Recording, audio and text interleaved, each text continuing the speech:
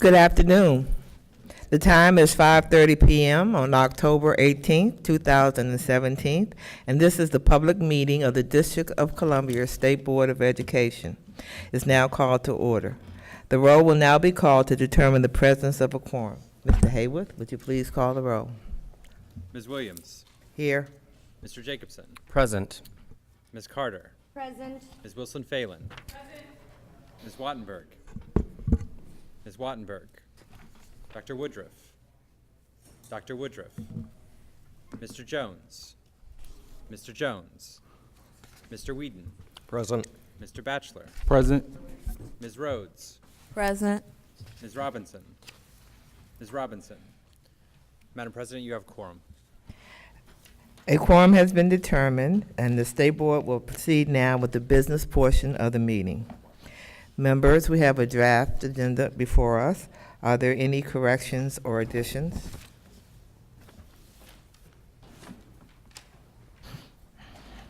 Seeing no changes, I will entertain a motion to approve the agenda. So moved. Second. Second.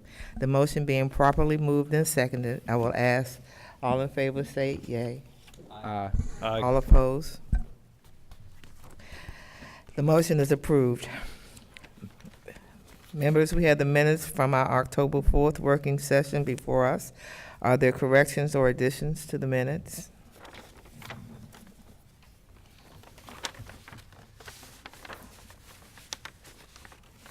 Seeing no changes, I will entertain a motion to approve the minutes. So moved. Is there a second? Second. The motion being properly moved and seconded, I will ask for all in favor. Aye. All opposed? The motion is approved. Good evening. My name is Karen Williams, Ward 7 Representative and President of the State Board of Education. On behalf of the members of the District of Columbia State Board of Education, I want to welcome our guests and our viewing public to our Wednesday, October 18th public meeting. The State Board typically holds its regularly scheduled meetings on the third Wednesday of every month in the Old Council Chambers at 441 4th Street Northwest. Tonight's agenda includes a presentation from the District of Columbia Public Schools on their new strategic plan entitled A Capital Commitment 2017 to 2022 that was released to the public last month. DCPS heard from more than 4,500 students, parents, and community members in the development of this plan. The State Board looks forward to working with our partners at DCPS to ensure the vision of the strategic plan is achieved. The State Board will also be remembering a very special young man tonight, Zaire Kelly. As my colleagues know, Mr. Kelly was struck down on September 20th. We are honored that Mr. Kelly's family was able to join us tonight for remembrance of this remarkable scholar. I will now state our superintendent isn't here, so I cannot do that.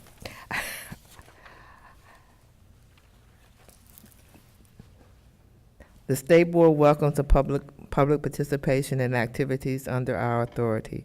At every public meeting, we begin with testimony from public witnesses on educational related matters. Your comments will become part of our official record. If you are a member of the public and would like to speak at a future meeting, please contact our staff by email at sboe@dc.gov or by calling 202-741-0888. Tonight, we have a single witness, Ms. Laura Fuchs. Ms. Fuchs, welcome back, and please come down to the table. Didn't realize I'd be the only one. You have the traditional 3 minutes this evening, and please note that you must use your microphone. And you will also see the light on the upper right side that will note your 3 minutes. You may begin whenever you're ready. All right, so my name is Laura Fuchs. I thought I'd be going after DCPS and their strategic plan, but I have heard from them, so I can still talk about it. So today I was going to talk about the strategic plan that DCPS has put forward. I applaud the values and priorities that are being set forward by them, and I appreciate some of the steps they've already taken to work more closely with the Washington Teachers Union and other stakeholders. But I'm also concerned that we're seeing similar patterns to what has happened in the past that hearken to a long history of token engagement rather than meaningful collaboration. At the Ward 7 Education Council meeting, the community made it clear that they wanted to see specifics about Ward 7, not just a bunch of fluffy goals. I call on the board to be vigilant and actively involved in every opportunity to participate and to make sure that DCPS makes good on their values and strategic priorities in a collaborative way as citizens of the city. Ultimately, I believe that as long as we continue under a system of mayoral control, DCPS will have no real incentive to engage in a meaningful way with the stakeholders in this system. There are too few avenues to put pressure on the mayor beyond elections, and this leads to a system that acts in an arrogant way towards the general public. I hope I'm wrong, but I'll continue to publicly state that the school board should once again be in control of DC Public Schools to provide more real opportunities for input through elections, hearings, and public meetings. Well, I know y'all can't make the change yourselves. I'm gonna just say it on the record. Now, since we are stuck in our current reality for now, I'd like to address what I believe is the board's responsibility. I am concerned that the influence of the board and OSSI in the goals that DCPS has set.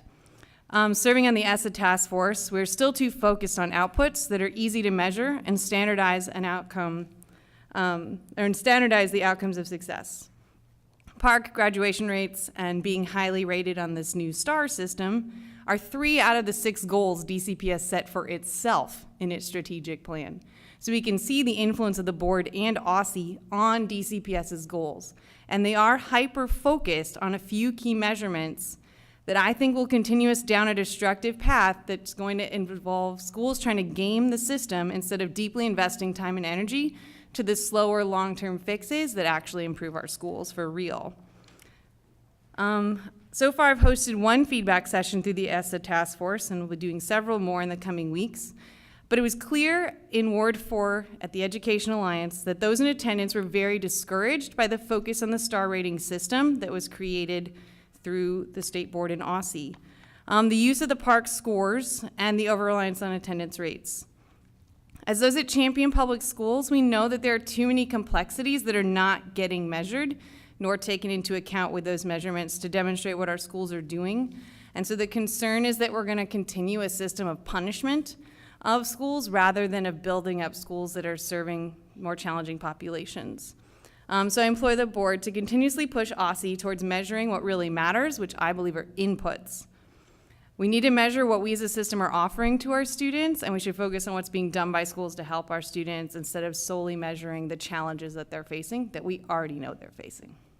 Thank you. Thank you for your testimony, as always. I was just told that the superintendent is on her way, but in the interim, we'll move on to our agenda. In consideration of the ceremonial resolution honoring Zaire Kelly.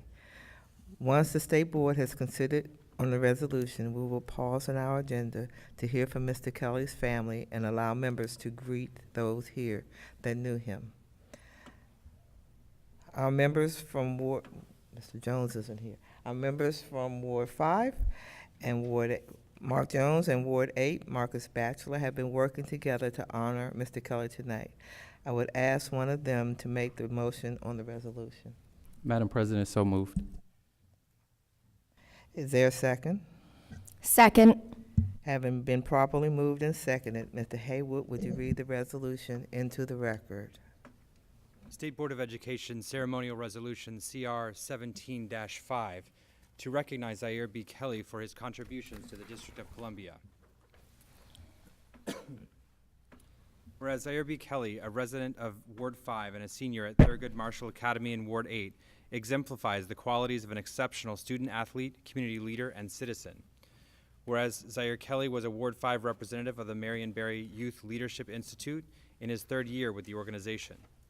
Whereas Zaire Kelly was a 2017 honoree at DC Attorney General Carl Racine's Right Directions Award for overcoming challenges to make positive personal improvements, serving as a role model for other youth and affecting positive change in his community. Whereas Zaire Kelly was a focused and dedicated member of academic enrichment programs, including College Bound and MICFA Challenge, as well as Thurgood Marshall Academy's track and field and basketball teams. Whereas Zaire Kelly was a proud son, brother, nephew, cousin, and friend, and a positive influence on his peers and friends. Whereas Zaire Kelly has made a lasting impact on the District of Columbia and all who knew him. Now therefore be it resolved that the District of Columbia State Board of Education honors Zaire Beloved Kelly on the 18th day of October in the year 2017 for his outstanding leadership and service to the District of Columbia. Thank you. Is there any discussion on this resolution? Madam President? Thank you. So, one, I want to thank all of my colleagues for agreeing to take the time to honor a young man who I think was special to so many people in our community and around our city, and someone who has made a lasting impression on all of us. And his story, I think, has also made a lasting impression on all of us since his passing. Zaire and I shared a lot of common life experiences. We were both students at Hardy Middle School and Thurgood Marshall Academy. We were both members of the Marion Barry Youth Leadership Institute. And Zaire was an exceptional leader, both among his peers, but also a leader in our city. And so I thought it was only fitting that the leaders of this body take a moment to both honor him, but also pause at what we know was so much potential for a young man who has so many plans and such big vision for how he wanted to serve our city. And so I'm really honored that his mom, Zanette, is here, his aunt, Jessica, and Joe, and the director of the Department of Employment Services, Odie Donald, is also here, as well as staff and members of the Marion Barry Youth Leadership Institute, including our youth mayor, James Hamilton. And so, again, I want to thank my colleagues for taking this time. And I think it's the least we can do for a young man who showed so much promise, and unfortunately, like so many other young people in our city, was the victim of a senseless crime. So thank you, Madam President. You're welcome. Is there any additional discussion? Seeing none, I would like to call the question. The motion is on approval of State Board Ceremonial Resolution 17-5. All in favor? Roll call, Madam President. You want a roll call vote? Yes.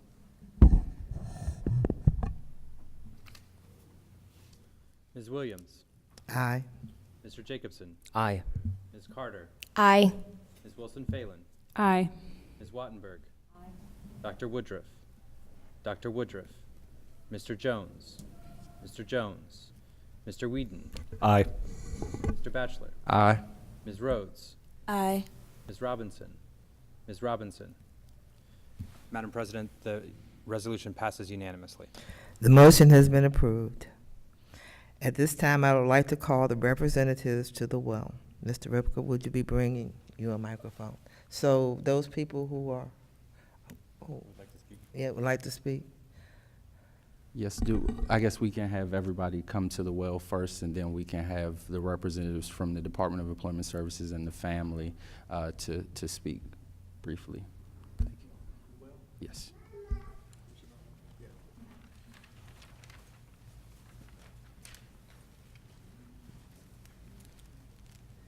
In a minute.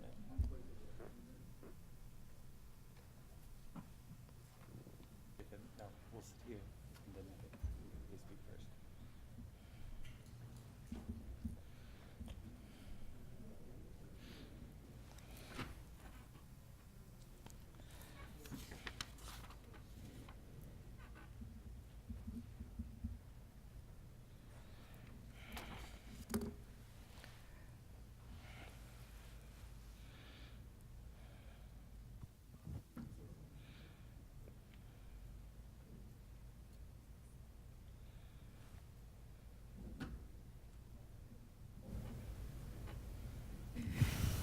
Well, so I definitely will keep the comments brief. I'll just say that while Mr. Kelly's passing is so unfortunate, is probably too weak of a word to explain it. But what I am excited about and definitely honored to stand next to his mother is that I think Mr.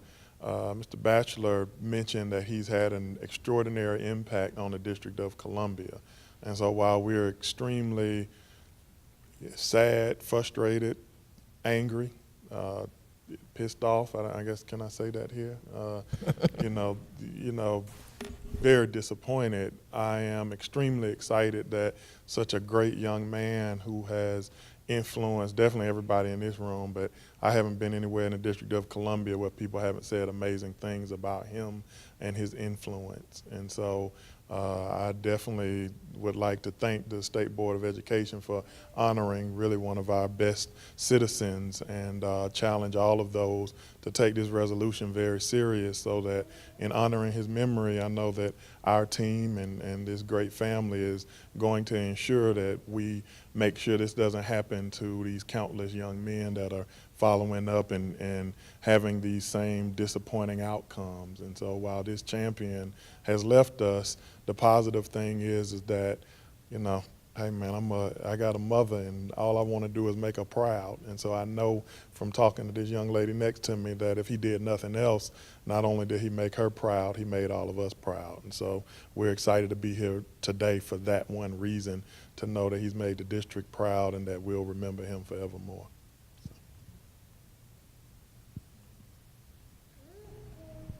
So with that.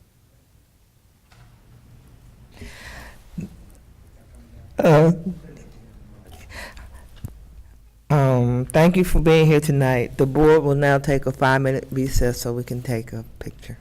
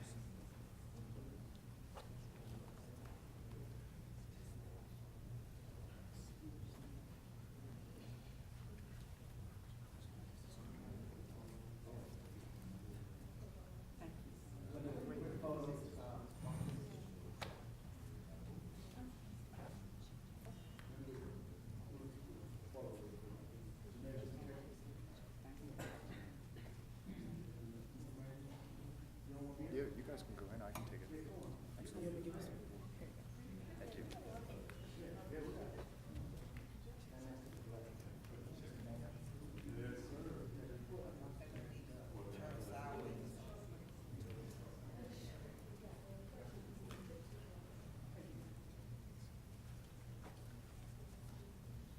One, two, three.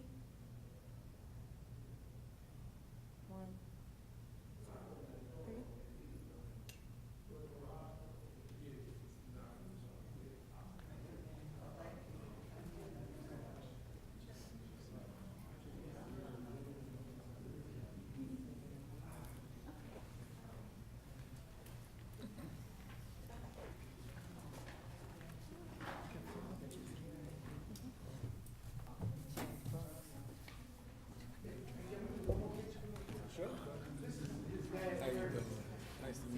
You want to do one more picture?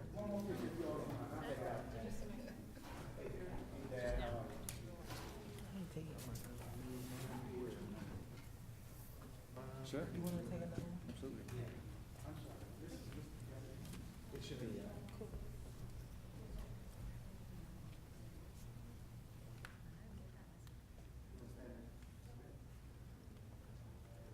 You guys wanna?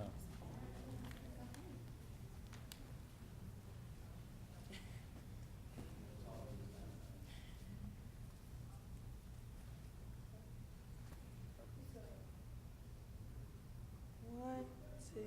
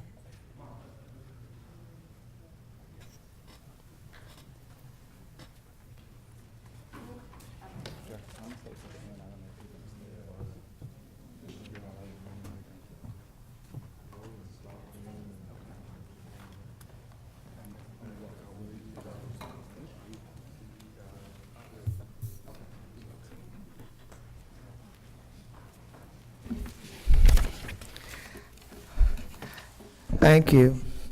We will now go back on the script and welcome our Superintendent, Hansel Kong. Would you like to give some remarks tonight? Thank you. Thank you, President Williams and State Board members. I'm sorry that I was a few minutes late this evening.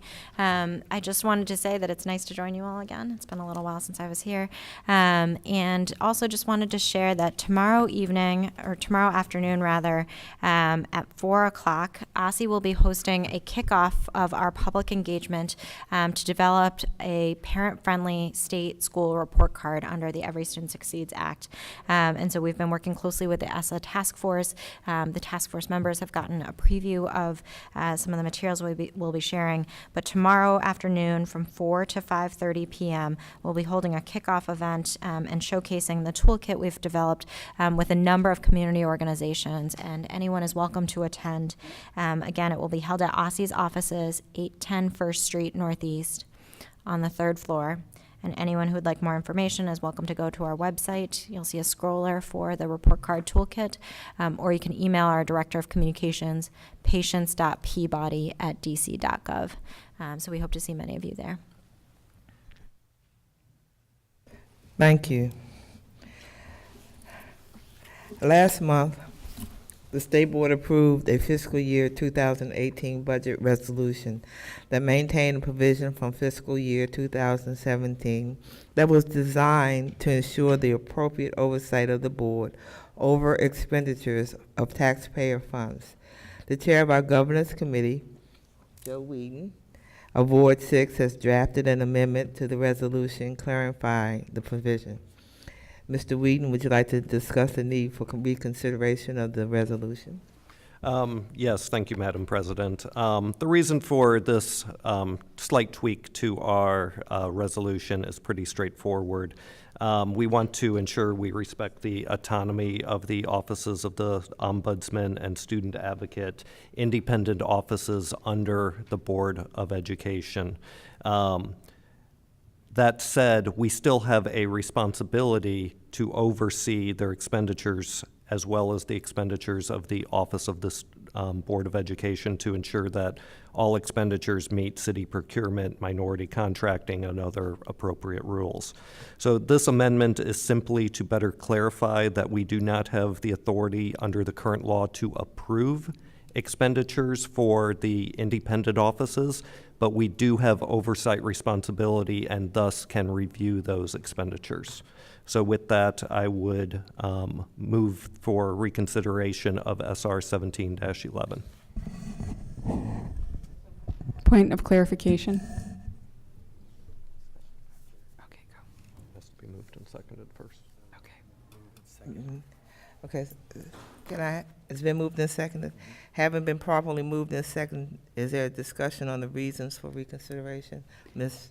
Mr. Weedon, would you consider it a friendly amendment to distinguish between the various offices under our jurisdiction so that we are actually approving the expenditures associated specific to the State Board of Education personnel and reviewing the expenditures associated with the other offices that are going to have independent budgetary authority in the future? So I would hesitate on that, with the rationale being that each of the offices will be asked to submit a budget to the board, which we will approve, and then a spending plan. And this is simply a flag for any expenditure that reached a certain percentage. Our overall non-personnel spending as an agency is not very great. So we felt that the $2,500 would be significant enough to flag, and we would be able to review, and if anything comes up, the admin committee would certainly push it to the full committee for further consideration. So I don't know if that answers your question. I would be hesitant as distinguishing them out. I would like one set of policies and procedures for all three offices under the agency of the board, as opposed to trying to do things independently. Okay.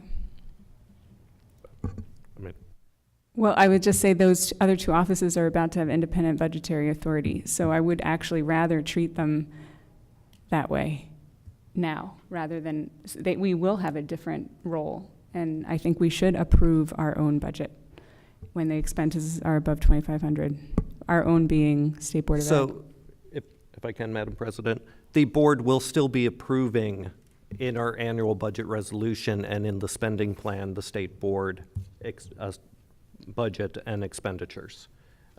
It's just simply clarifying the language around this $2,500 minimum or $2,500 expenditure to ensure that that level of expenditure was in the spending plan and was moving forward as intended.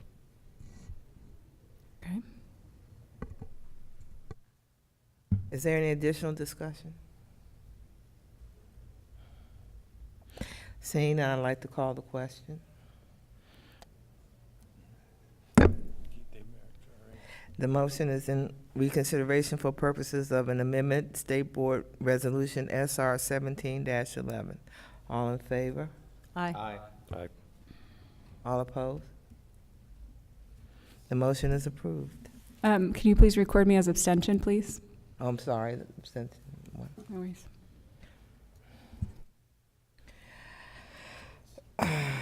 It's now on the floor. Are there any amendments to the resolution, Mr. Weedon?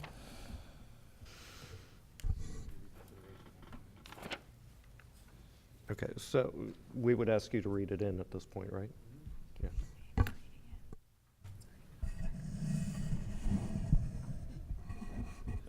Can I move the amendment, please?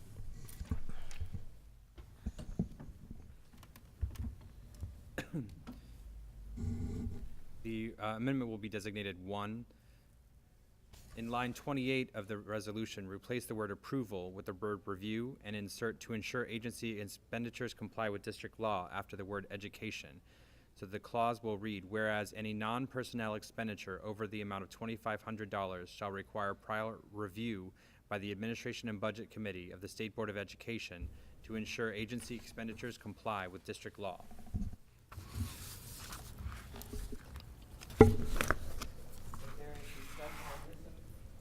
Is there any discussion on this amendment?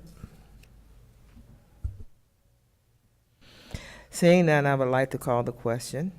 The motion is an adoption of the amendment to SR 17-11. All in favor? Aye. Aye. All opposed? Any? Thank you.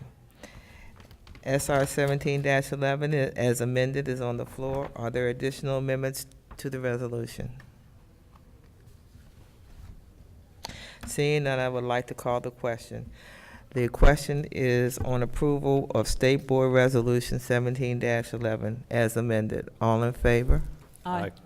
All opposed? Abstain?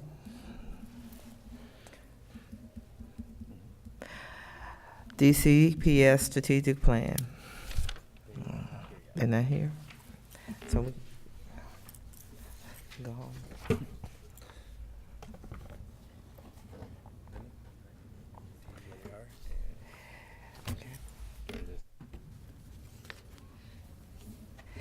While we're waiting, do members have any announcements?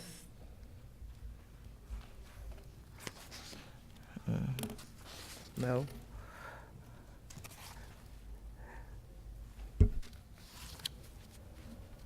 When are they coming?